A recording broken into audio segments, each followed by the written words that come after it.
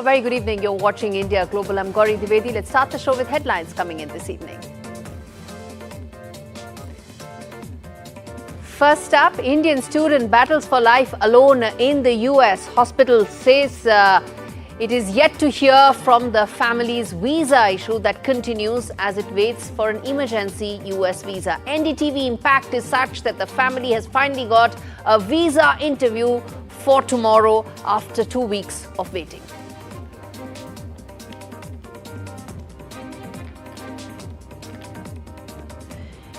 EU chief Ursula von der Leyen in India amidst trade tensions that EU is facing with the US. FTA, tariffs and strategic partnership along with technology could be the key focus areas. This is the first visit by the EU College of Commissioners outside of Europe. Russian US diplomats are set to hold their talks in Istanbul. Talks are set to focus on Russia and the US. That's the word coming in from the official channels. Russia-Ukraine conflict is unlikely to feature on the agenda.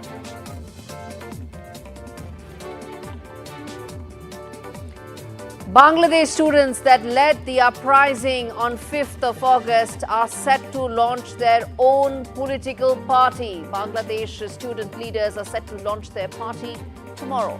They say that ideologies of current parties do not represent the people.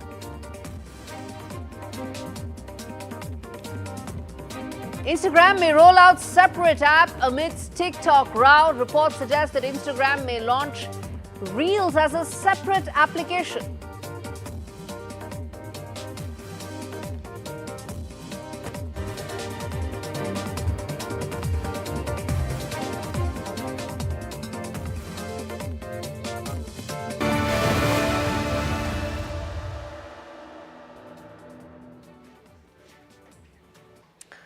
The big story that we are focusing on, India Global, is a very tragic story that's unfolding for the family of Nilam Shinde and for herself as well. A 35-year-old woman from Maharashtra's Satara district. She's currently battling for her life in a hospital in California after she suffered critical injuries in a road accident. Ms. Shinde, who's a fourth-year student at California State University, is currently in a coma, and her family has been seeking the center's help to get an emergency visa to the US as doctors need permission from her blood relatives to operate on her. Remember, it's been almost a fortnight that her father has been battling the red tapeism that is now pretty much the hallmark when it comes to trying to get an emergency visa.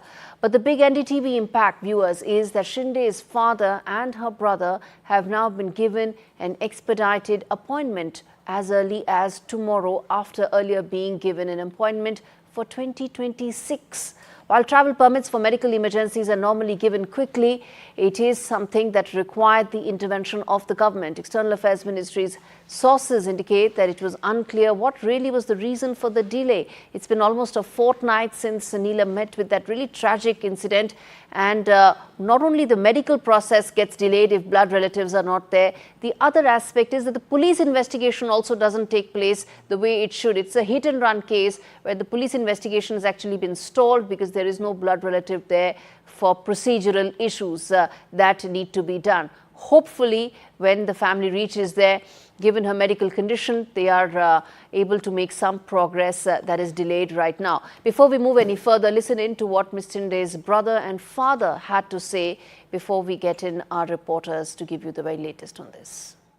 Tanaji Shinde and Gaurav Kadam, thank you so much for speaking to NDTV again. किस तरह से आप देख रहे हैं गौरव, बता सकते हैं हमें कि कॉल आया आपको, क्या बताया गया है इंटरव्यू के बारे में?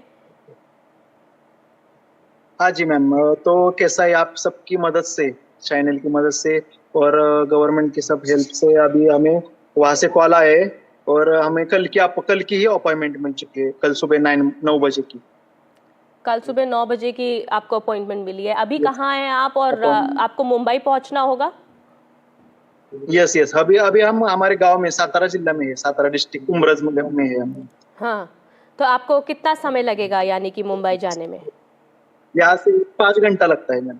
5 घंटा लगता है, तो आज ही हम निकल जाएंगे मुंबई के लिए। आपको किसका फोन आया था? सुबह क्या हम मिनिस्ट्री ऑफ एक्सटर्नल अफेयर्स से आपको आया है फोन? आज, हाँ जी, क्या हुआ मतलब हमें सीधा काउंसलेट ऑफिस से ही कॉल आ गया। आपको लग रहा है, उम्मीद है आपको कि आपको जल्दी वीजा मिल जाएगा? हो जल्दी। अभी जो वो चीफ मिनिस्टर और सब हमारे पुराने लोग हैं, उसमें जो किया है ठीक अच्छा किया है। वो वीजा मिलने वीजा मिल जाएगी, बस इतना ही, और उधर जा सके हम। जी गौरव, अब क्या उम्मीद कर रहे हैं? सरकार से क्या उम्मीद है आपकी? मैं समझ पा रही हूँ बोलने में दिक्कत हो रही होगी, आपके पिता को भी दिक्कत हो रही है बोलने में, और समझ सकते हैं हम आपका पेन, बट क्या उम्मीद है आपको सरकार से? अब क्या करना चाहिए? अभी उम्मीद वही है कि ये जो अभी, हाँ, ये जो प्रोसेस चल रही है, इंटरव्यू होगा, वो हो जाए सही से, और हमें जल्द से जल्द, जितना जल्द से जल्द हम यहाँ से उड़ान भर सके वहां जाने के लिए, वो हो जाए, और ये इसमें हमारी गवर्नमेंट हेल्प करे, यही हम अभी चाहते हैं। नीलम को जल्दी वापस लाना चाहते हैं आप? हाँ जी, हाँ जी, और उसको भी मतलब वो भी क्या हो रहा है, 2-3 दिन से उसका भी थोड़ा सा वो प्रो हो रहा है, वो मतलब ट्रीटमेंट को हेल्प कर रही है, मतलब ट्रीटमेंट को अच्छी तरीके से मतलब कर पा रही है। हाँ। उसको हो रहा है, उसको क्या बोलते हैं, ट्रीटमेंट हो रही है सही से, ट्रीटमेंट और प्रोग्रेस हो रहा है उसका, ऐसा है जी डॉक्टर के मुताबिक। तो हाँ जी, और मुझे स्पेशली थैंक आपका चैनल का भी करना है मैडम, जी और चैनल की, आपके चैनल की वजह से भी मतलब बहुत ज्यादा हेल्प हुआ हम वहां तक पहुंचने के लिए, सब लोगों की तरफ, मतलब गवर्नमेंट की तरफ हो या जी बिल्कुल नहीं, आपको वो सब नहीं, कोई आपको ये कहने की ज़रूरत नहीं, पर ये हमारा ड्यूटी बनती है, हमारी फ़र्ज़ बनती है कि हम अगर इस तरह की हमारे देश का कोई बच्चा या कोई युवक या युवती इस तरह की स्थिति में है और बाहर कोई फंसा हुआ है, तो हमारी ये ड्यूटी बनती है कि हम उस खबर को दिखाएं और आपकी मदद करें। और हम चाहते हैं जल्दी से जल्दी नीलम ठीक हो जाए, नीलम वापस भी आए। आप दोनों जाने वाले हैं यानी कि अब इंटरव्यू के लिए? हाँ जी मैम, हम दोनों ही जाने वाले। अच्छा, और अंकल भी हैं? क्या अंकल ने भी किस तरह से बातचीत की है, कुछ सहायता की है? यस की है, उन्होंने भी बहुत ज्यादा सहायता की है सब चीज में। अच्छा ठीक है, आपके पिता कुछ कहना चाहेंगे इस बारे में? अब आगे क्या होना चाहिए सरकार की तरफ से, किस तरह से जो है मैटर को अब आगे ले जाना चाहिए? वीजा पास होना चाहिए और हमको अमेरिका जल्दी जाने का, बस इतना ही। आप चाहते हैं नीलम जल्दी से वापस, आप नीलम के पास वहीं रुकेंगे या जैसे ही नीलम ठीक हो जाएगी उसे वापस लेकर आ जाएंगे? नहीं, वही थोड़ा दिन वही रुकेंगे जी, बाद में हम वहाँ भी थोड़े जी आप इमोशनल हो रहे हैं, ठीक है, समझ रहे हैं। नीलम जल्दी ठीक हो जाएगी, सबकी उम्मीदें उसके साथ हैं, और हम भी यही प्रे कर रहे हैं कि जल्दी से जल्दी नीलम ठीक हो और नीलम वापस आ जाए। Gaurav Kadam ji, Tanaji, thank you so much हमसे बात करने के लिए, और हम चाहते हैं जी जिस तरह से अपडेट्स आते रहेंगे हम आपको भी इन्फॉर्म करते रहेंगे, और हमें बिल्कुल उम्मीद है कि सरकार जो है आपके टच में रहेगी। Okay, so this was a conversation that my colleague Kitty had earlier with the family, and you heard how they were almost speechless in terms of limited options that they have. Let's get in Anuj joining me live on the broadcast, my colleague from Mumbai, to give us a sense of how things look right now. Anuj, you've been speaking to the family, you've also been speaking to the government there, which has also now tried its best to expedite the case. Talk to us about what they're going through, given the matter being so sensitive.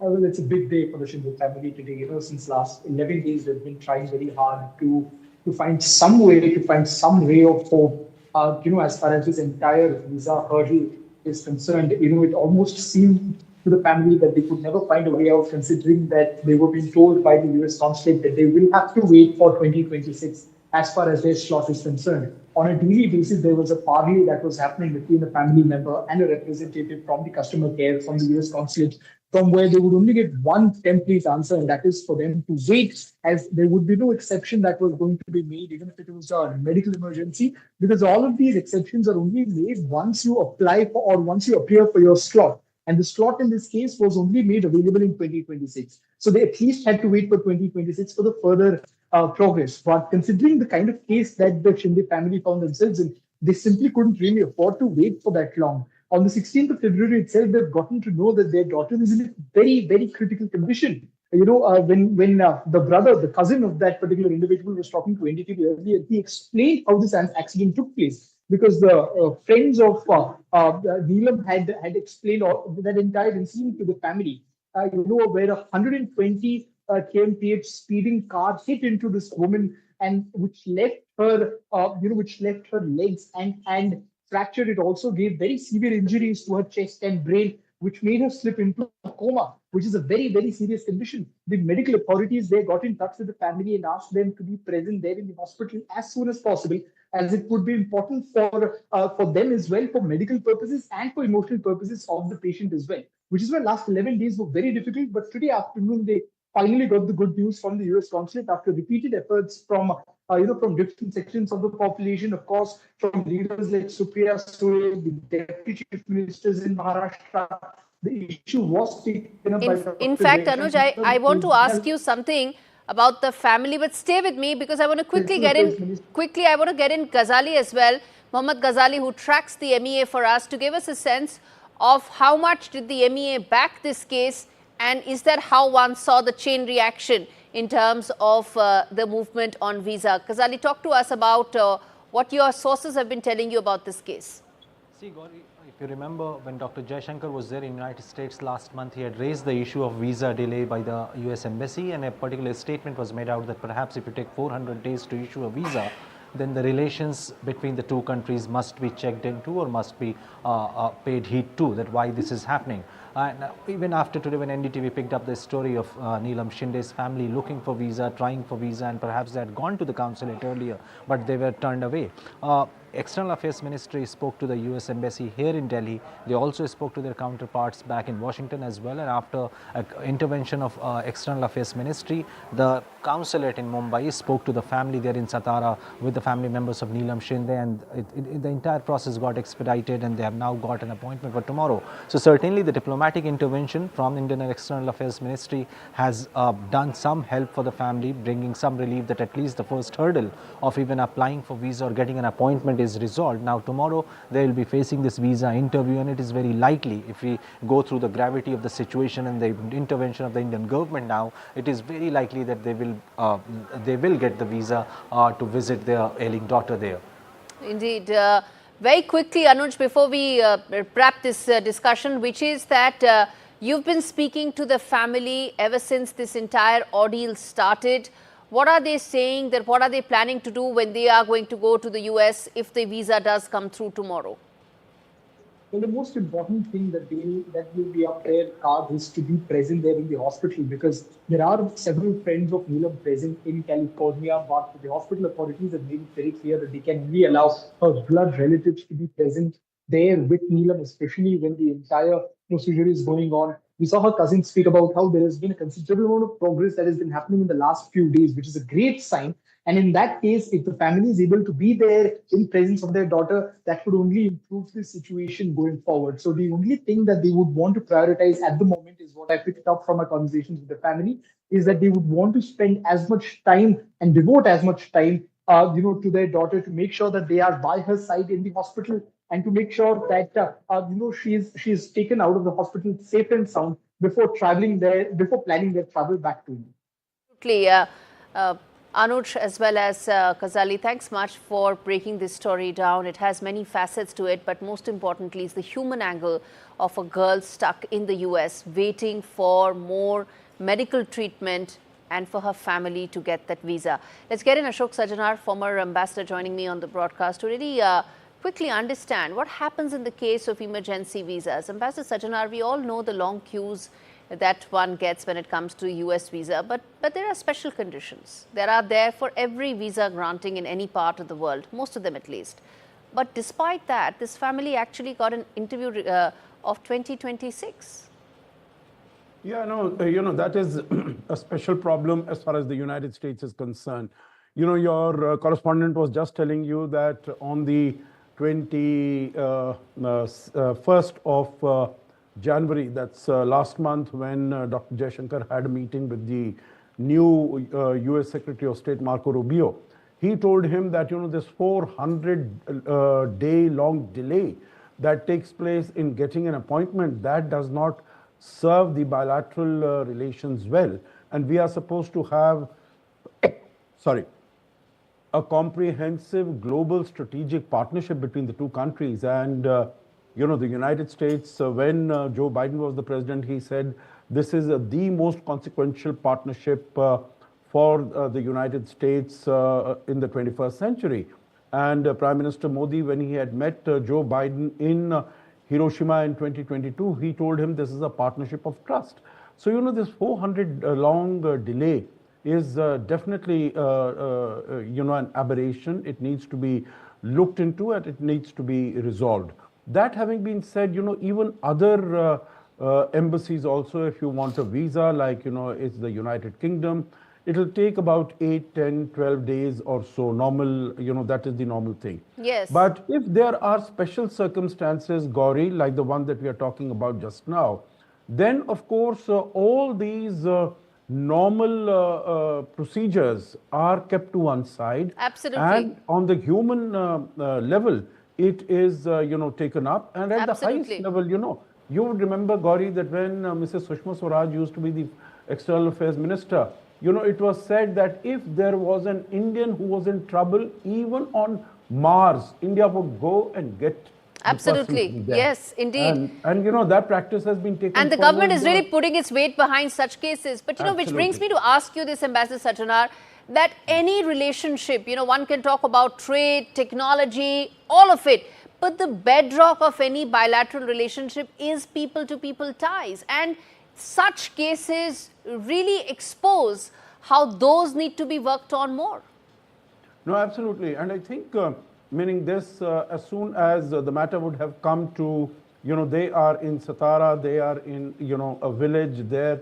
So, I can understand that they would have had difficulty, they would have had problem in finding out where to go, how to reach the higher authorities. But I think once the message got across to the concerned authorities, to the Ministry of External Affairs, to the Foreign Secretary, External Affairs Minister and all, the wheels would have started moving. And, one call from the ministry to the embassy.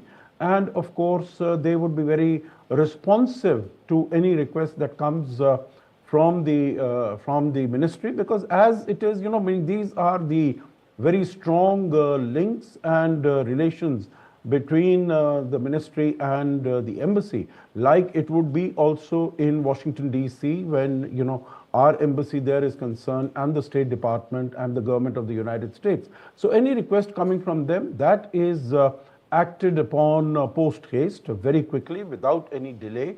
And I think that is what seems to have happened this time also, the call coming in. Of course, there has been this long delay from the 16th of February when they came to know, and they would have made up their mind till today, 26th, 27th. It would have been a harrowing 10 days for the family. Absolutely. And, NDTV has been taking this case up, and we'll follow this through. Kudos to you, Gauri. Kudos to you and your colleagues for having taken it up at, so very proactively and so very strongly. And I think that has also played its own part, because, you have been able to bring it to the notice and attention of the people of the nation as such. And that, I'm sure, as far as the ministry is concerned, it would have reached them also.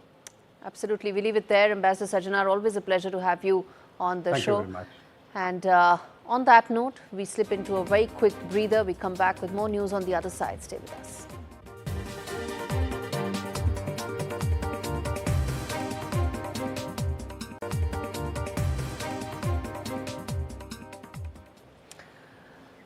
This is India Global. We now turn our attention to Bangladesh, where the students who were part of the 5th of August 2024 student revolution have now come out with their own political party. The latest grouping in heated political jostling ahead of, well, expected elections.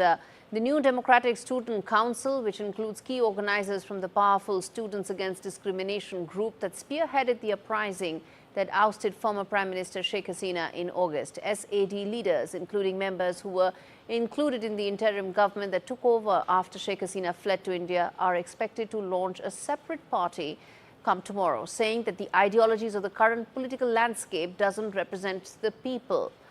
First, listen in to what the party spokesperson had to say, the need to form a political party. We come back and talk more on this.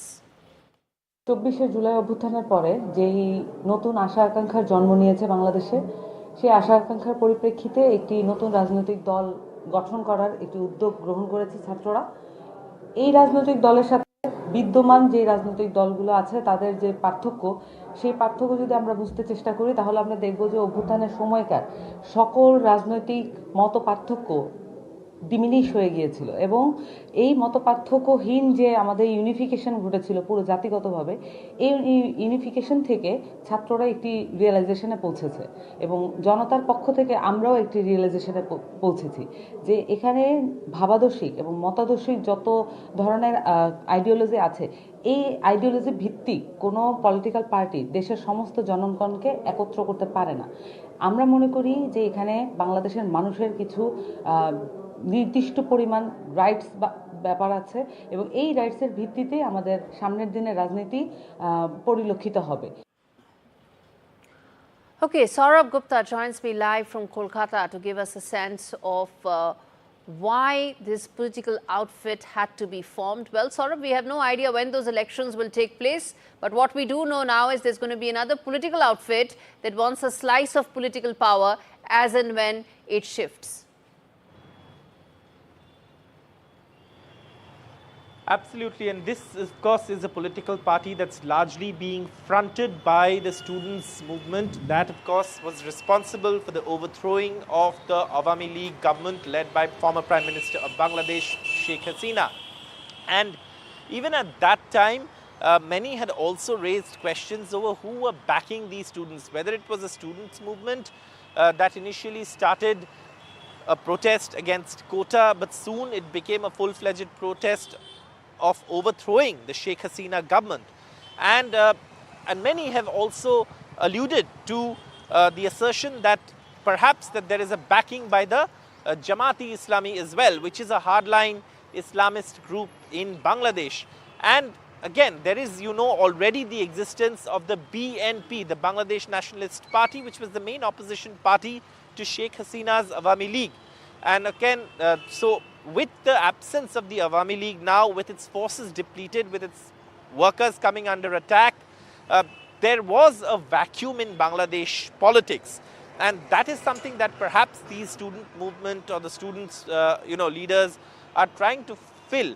But that concern that was there of who is backing it and whether, that it is some other political force that's backing it, that concern is still very much there, according to political observers. Indeed, Saurabh, what one can say is that the political landscape in Bangladesh is getting more uncertain, more fluid as we go along. Thanks much for speaking to me and taking out the time to join me on the show today. On that note, a quick break. On the other side, we talk more about the EU-India relationship. Remember, it is the EU that is here with the president along with the 21-member delegation for the first time outside Europe. What can we expect? We come back and decode that for you.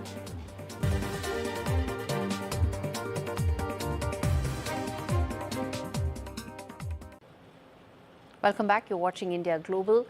We now turn our attention to probably one of the biggest stories that are happening right now, which is that you have the entire European Commission led by the President Ursula von der Leyen in India in a 21-member delegation. Those viewers are live visuals of her meeting External Affairs Minister Dr. Shankar. She is in India along with her entire commission to try and thrash out a trade deal between India and the EU. The College of Commissioners haven't traveled outside of Europe. This is a first. It comes at a time, on a day, frankly, when the US has imposed 25% tariffs on the EU. It also comes at a time when many within the EU are saying that the European Union needs to focus more on growth rather than regulation. So what will be the contours of a possible trade deal between India and EU is something that we'll keep a close watch on. Along with that, will there be greater alignment in terms of areas related to defense, areas related to broader policy towards the Indo-Pacific? Will there be greater alignment on areas related to technology? All that is something that we will keep a very close watch for you. Let's quickly now get in my colleague Babat Ghazali, who's joining me live and keeping a close watch on this meeting. Talk to us, Ghazali, about what is likely to happen in this meeting. Entire meeting and the delegation which has come with the EU Commissioner President, this could not have come at a better time with the changing geopolitical situation, with US President threatening tariffs to every other country. It's changing its stance on the Ukraine-Russia war. EU perhaps feels it's more in isolation, and that is why it is looking for more reliable partner. Now, why India? The EU Commissioner President also tweeted about after landing in Delhi that India is a very trusted partner, a reliable partner in the Indo-Pacific region. And it is also becoming very significant due to the fact that on one side, you're getting these tariff threats from the new Trump administration. China is also expanding its economic space as well, and that is why European Union sees India, which is going to be the third largest economy by 2030, as a big market. And India, what we see that for EU, India serves both as an important export market and a crucial sources of goods. European industries, particularly in automobiles, wines and spirits, see India as an essential destination amid increasing global protectionism. So besides the trade ties which we are talking about, because EU has always been the largest trading partner for India, and also amid all this tariff threat, they really want some reliable partner like India, which is also going to be a bigger economy. And India, being one of the bigger markets, gives that space to EU to come and invest here. One important point which the External Affairs Ministry as well as Indian government is looking for this incoming delegation is the Make in India campaign. India is looking for these European companies to come and invest here, and there will be trade council meeting between India and EU Commission of Trade, where they will talk about clean energy, space technology, defense sector, and there will be different and new avenues which will be explored by both parties to get into an agreement for trade. As far as investment is concerned, it was spoken to a senior EU official also whether there will be any announcement of investment. So they told that this entire delegation actually designs a framework for investment, but they will not announce any investment immediately. But after meeting different ministries, perhaps later EU can announce some investment proposal as well. Absolutely. In fact, Ghazali, you also spoke a short while back with the representatives of Belgium. Let's play that conversation out. So I'm joined here by the ambassador of Belgium, and we are going to talk about the big Belgian economic mission which is visiting India. Thanks for speaking to NDTV, sir. In the press briefing, you just spoke about a gamut of issues which will be discussed when this commission comes. What will be the key focus areas besides the Belgium chocolate, and we see the trade, it's expanding over the years, but what would be the main focus since the princess is also leading this delegation? So indeed, as you mentioned, we have a classical Belgian-Indian cooperation in the chemical sector, in logistics, in port cooperation, etc. This mission is bringing all these companies, of course. We have 330 delegates, but we are really also focusing on strategic sectors, the sectors of the future: renewable energy, life sciences, space, defense, eco-construction. So that will be really the focus, and we're bringing top-notch companies that are already present here, but also companies that are coming for the first time to India. And as you know, of course, export and investment are really very much linked. So export can drive investment on the mid and long term. Okay, coming to the defense sector, what would be the key focus areas when it comes to investment? As you rightly pointed out that Prime Minister has spoken about Make in India campaign. Can we see some more investment from the Belgian companies in the defense sector coming over here in India? You will see that in the mid and in the long term, we have a number of companies that are really involved, heavily involved in big projects, defense projects here. There will be a number of signings. It is at the signing ceremony because many of these companies are on the stock exchange, so I cannot really go into detail. But at the signing ceremony, we can tell more. But you will see some progress in this area for sure. All right. So that, of course, was reflecting part of the sentiment that EU is having when it comes to why it wants to collaborate more with India. And in fact, that's one of the questions that I'm putting forth today as part of the big questions that we put out on India Global. First up, amid the US-EU tensions, which way will India tilt? Remember, there is now everything now exists in a larger trade environment that India and the world is existing in, and we cannot ignore that. That's the first key question that we are putting forth. The second question, viewers, is that will India actually lower tariffs on wine, on cars, on several other specific areas and goods that have been pointed out by the EU? That remains to be seen, because these are trade negotiations. It's not just about, you come here, you get a sweet deal. What is in it for India for it to lower tariffs? And the third thing, which is what we're asking, is that what are really the challenges? This is now an ongoing process which has gone on for a fairly long period of time. It was in cold storage for about a decade, has been revived the last 2 years.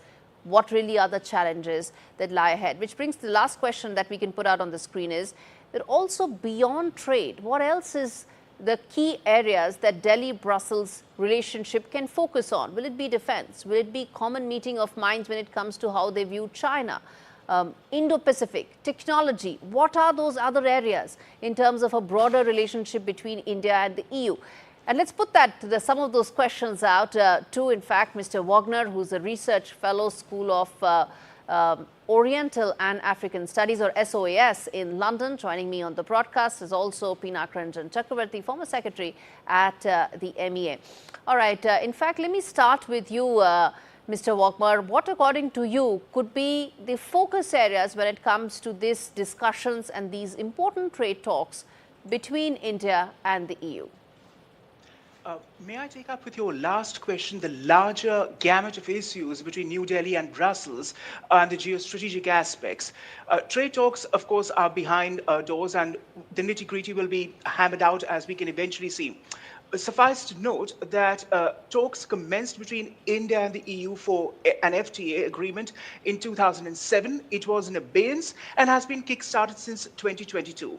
Concomitantly, of course, your viewers must also realize that India has been in FTA talks with Oman, the GCC, which is a very salient partner, and more on that in a moment with the EU factor I will tie in, as well as with Canada, which of course has been in abeyance for a variety of political reasons, and also with Australia, on which there has been a partial trade treaty signed between New Delhi and Canberra.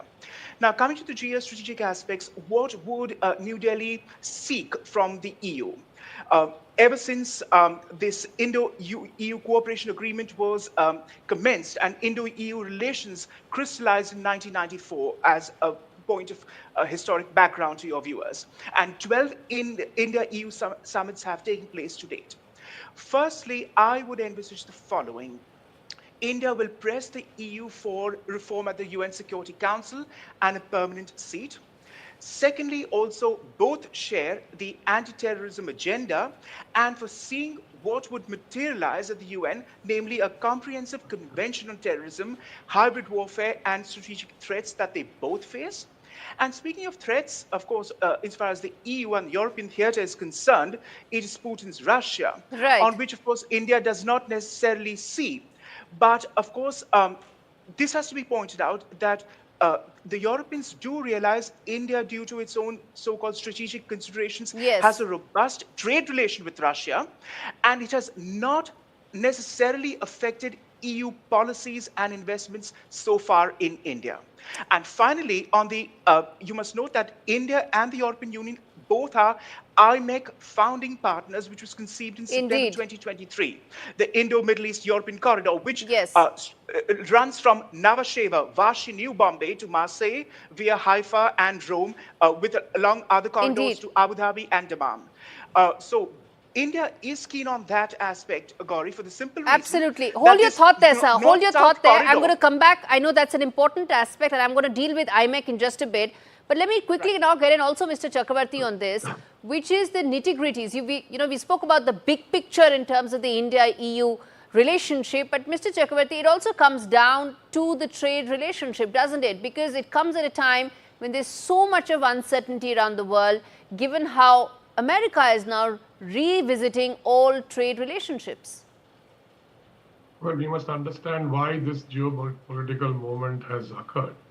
And that is because, obviously, because what Trump is trying to do, which is like unraveling the WTO, the World Trade Organization, which had set the rules and the agenda for international trade for several decades now. And this factor of unraveling the WTO began actually earlier than Trump, because the American administration before him, even during the other three presidents, Democratic presidents, were putting roadblocks in various issues in WTO, like the dispute settlement mechanism, for example, where countries take their disputes and then accept the verdict of that mechanism, the settlement mechanism.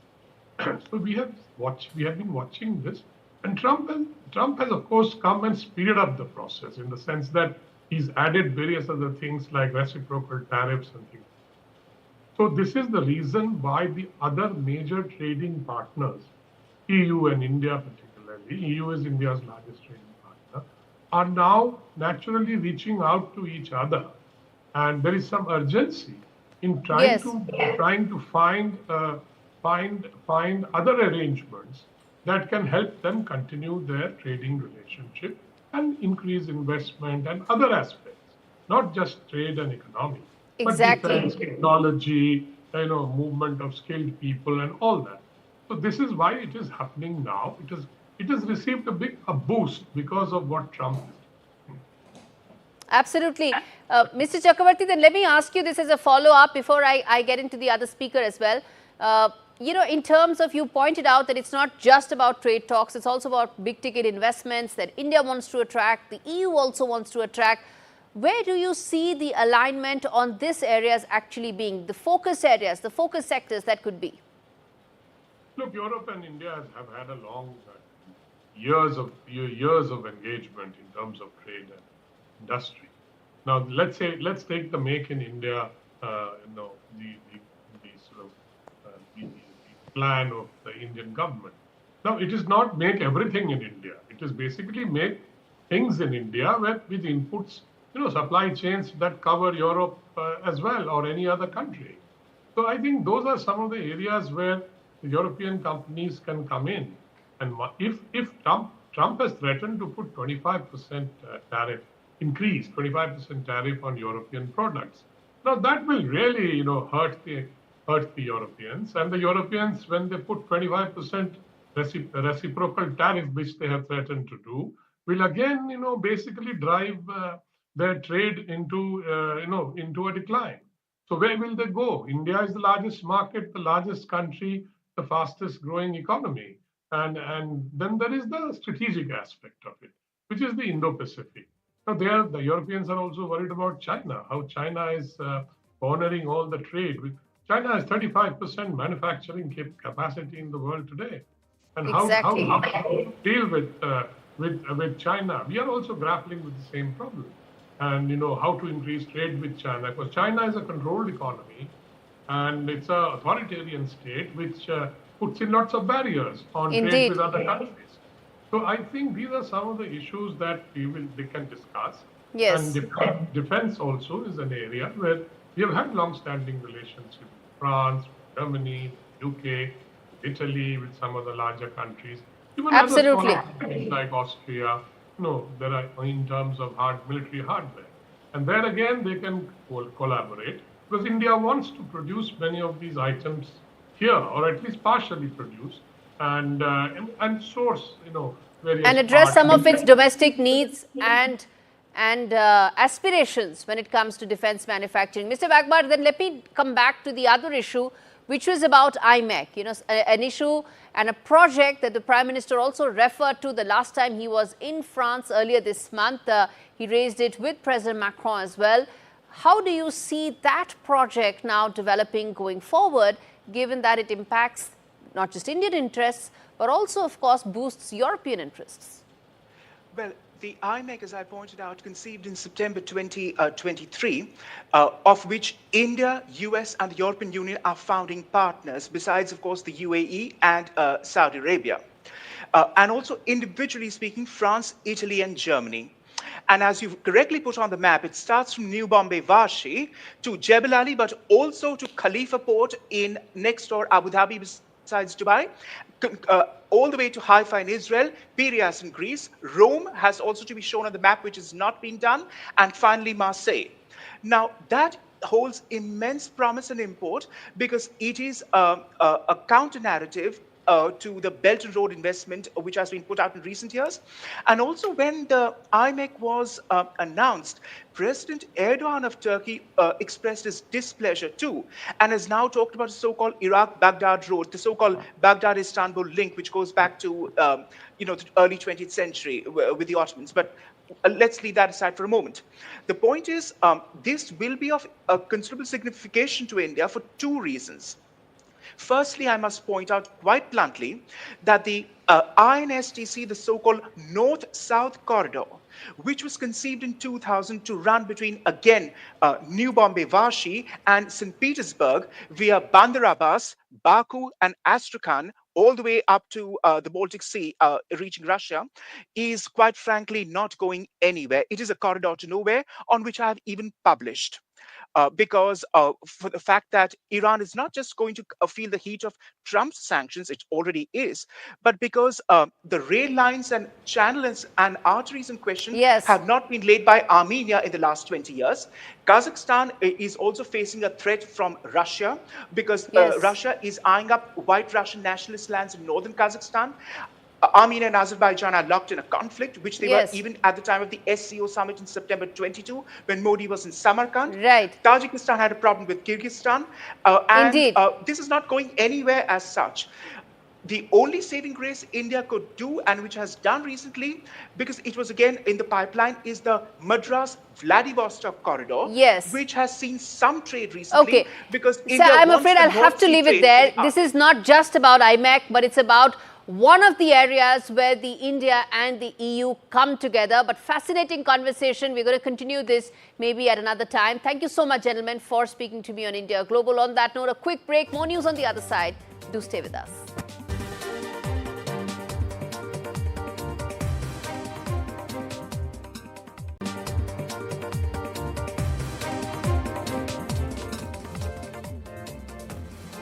Welcome back. This is India Global. It's now time to address some of the other important stories coming in. First up, India has slammed Pakistan after it raised the issue of Jammu and Kashmir in the United Nations Human Rights Council, saying that the failed state that survives on international handouts dutifully spreads falsehoods handed down by its military terrorist complex. Delivering India's powerful response, Counselor at India's permanent mission to the UN in Geneva, Kshitij Tyagi, asserted that the Union territories of Jammu and Kashmir and Ladakh were, are and will always remain an integral and inalienable part of India. Listen in.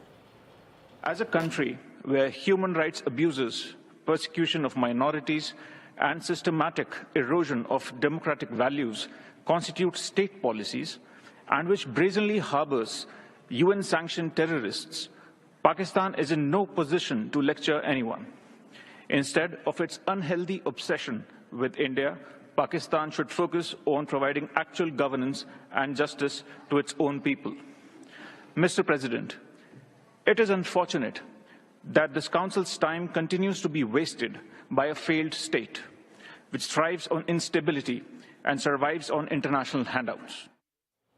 Russian and American diplomats have met in Turkey to address ongoing disputes over their embassies in Washington and Moscow. The meeting, which is being held in Istanbul, is being seen as a key step towards restoring diplomatic ties between the two countries. In fact, it's a step towards normalization, though neither side has disclosed any list of participants. Russia's state news agency TASS reports that representatives from the Russian Foreign Ministry were in attendance. The meet comes after a phone call between President Putin and President Trump on the 12th of February, followed by a high-level diplomatic meeting in Saudi Arabia 6 days later. The goal of these discussions, it seems, is to normalize relationships at the diplomatic level, which have been disrupted by tit-for-tat expulsions of diplomats during the previous administration.